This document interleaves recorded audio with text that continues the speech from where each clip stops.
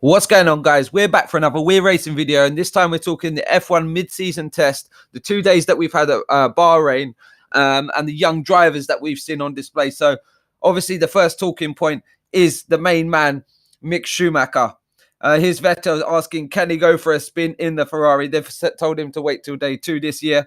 But Mick Schumacher, getting the mileage in, getting confident within the car, and we're getting to see the Schumacher and Ferrari Association born again, which is really great to see. A lot of people calling for him to come in and replace the likes of Sebastian Vettel within a few years. I think that's a long way to go. He's got to really prove himself in F2, really dominate and, compete for the title before that point. As you can see, the amount of media attention this boy has been having is quite incredible.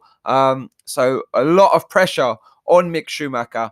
However, he must think all of his Christmas and birthdays have come at once, because he's not even smashed it in F2. And this guy has been handed a prime Ferrari to go around the track in. What more can you ask for as a young guy? I can't believe the excitement this guy must be feeling. The immense pride if Schumacher, his father, is aware of what's going on.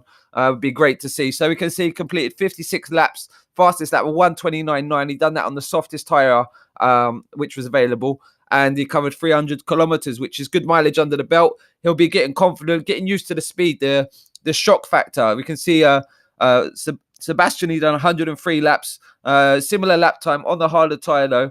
Covered more distance because day one, when Mick managed to get in the car, there was rain in Bahrain, believe it or not, in the desert. So he had some running issues, obviously, because of the weather. Never mind. Day two, the Lady Alpha came calling. Yeah, he got his chance to fulfill their requirement for the young driver.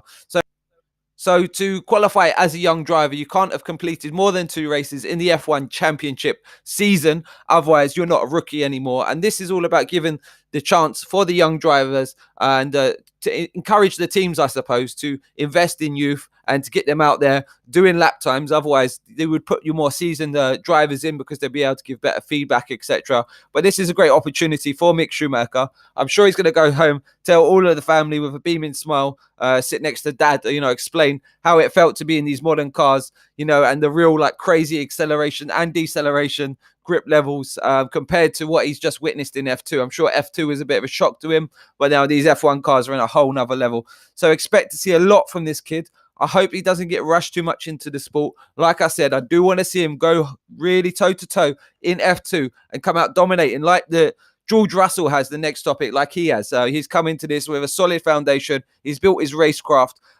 He's still qualified as a young driver for Mercedes. That's why we've seen him in the Mercedes for the first, for this test session, is because he's not driven more than 2 races for Williams. Yes, he's completed 2, but after the next Grand Prix in China, he will no longer qualify to be a Mercedes young driver. So they're going to have to start looking elsewhere.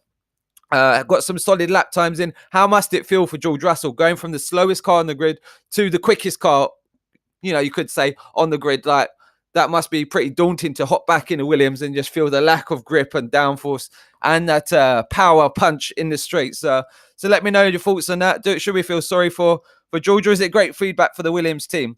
Now, Nicholas Latifi, he got his chance to test for the Williams team. Obviously, Russell, he vacated his seat. Latifi hopped right in there. He won the opening round in the F2 Championship, looking really strong, the young Canadian. This is the season for him to really make his mark now. George Russell, Lando Norris, Albon, they've all promoted into the top category. They were his main challengers, I would say. So he's got to really go out, win the F2 Championship if he's got a future in F1. Now, another interesting topic is we saw Fernando back in F1.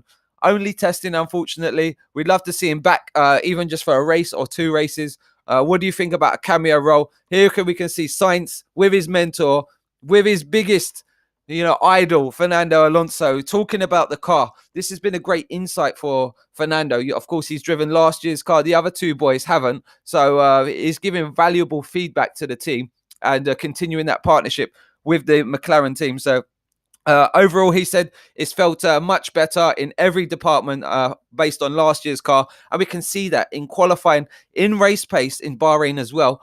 this car looks quick. This looks to be challenging the Red Bulls. We do think the Red Bulls, wasn't at their top of the game. Here we can see Norris as the Jackman. Sorry, we don't think the Red Bull were top of their game, but we think they could be the fourth quickest team. What's your thoughts and opinions? I'd like to see McLaren go toe to toe with Haas for that fourth place, and with Renault as well. So Renault really testing times for them at the minute.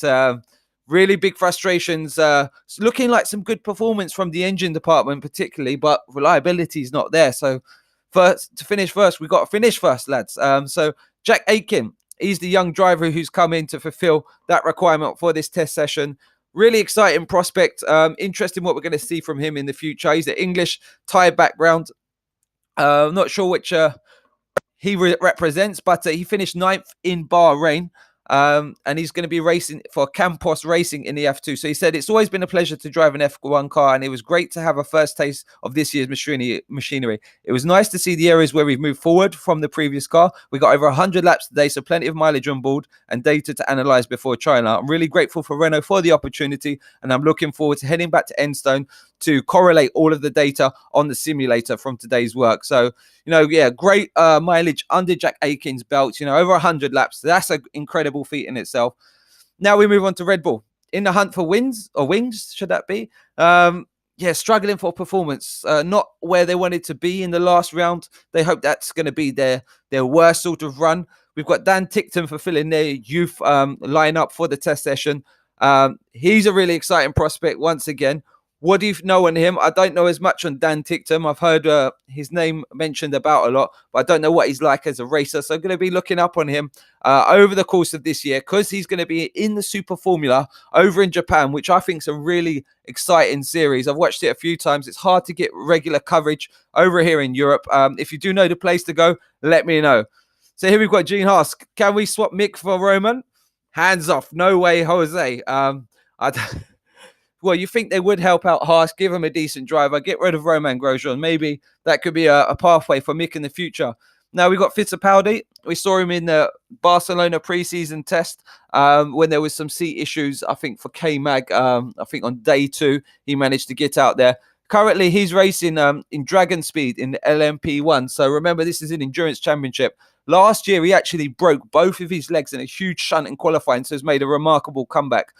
Here we can see day 1 classification from the test. So bottom we had Russell, 4.3 off the overall best, 27 laps completed. Kvyat, Kubica, Fittipaldi, Alonso, Giovinazzi, Sainz, Stroll, Ricciardo, Hamilton, Albon, Grosjean, Norris, Schumacher and Verstappen. Now Schumacher was only half a second off Verstappen, which looks pretty good, but he was on the softest tyre, as Verstappen was on the sort of medium compound. But great laps. Of course, they probably put Schumacher out there, low fuel, sticky tyres, and gave him a real easy car to handle out there just to get his first taste. Really hard to say what the teams are running. We saw a lot of aero rigs, different components on the car, so they're probably trying to get an understanding of it. Mercedes have come out and said they've got a clear path now for their R&D, so watch out for them. We know how strong Mercedes are when it comes to R&D and developing that car throughout the year, and that's going to be the defining point, I think, of this season, is how well they can enhance the packages that they've already got. Here we can see day 2 of the test. Russell, in his Mercedes, he's gone from bottom to top overnight, and he's managed to get 101 laps and a 129.0, so 0.066 faster than Sergio Perez in his Racing Point. Then Vettel, Sainz, Kvyat, Schumacher, Albon, Stroll, Ticktum, Grosjean, Alonso, Fittipaldi, Norris, Aitken, Latifi and Sainz. Now, if you took a screenshot of that, it would be a bit like Back to the Future. We've got Schumacher in there. We saw Alonso yesterday. We've got, who else? We've got Fittipaldi. If you woke up from a coma after 30 years and looked at the yesterday, day 1's readings in particular, you'd think, what the hell year is this now that we're watching? So let me know your thoughts and opinions on the test, guys. What are the other key talking points? Drop your comments below. Of course, if you haven't subscribed already, heavily encourage you to do that. This is an open channel. I want all of the feedback, so we can enhance it. What sort of content do you want to see? Let me know. And we'll be back for another video very soon. We're going to be looking at the concept cars for 2021 and the regulation changes, and hopefully what impact that has on the sport in terms of new teams and, racing, etc. So thanks for watching again. See you all soon and have a nice evening.